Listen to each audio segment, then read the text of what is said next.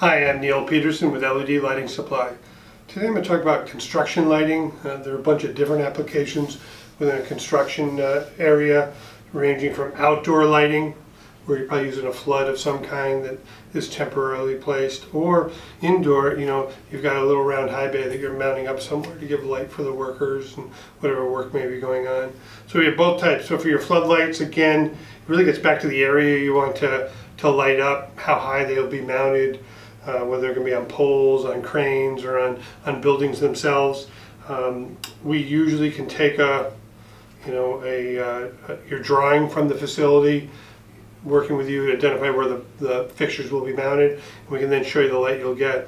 There are actually some really good pictures on our website for outdoor job site areas. We actually had one we just put on our website that showed 1500 watt high pressure sodiums in our 600 watt version of this floodlight, and it's night and day with the light that the 600 watts putting out versus the 1500 watt. So again, it really just gets back to your specific requirement. From the indoor standpoint, again, we have a nice 100 watt little mini high bay, weighs about 4 or 5 pounds. You can basically string these wherever you want.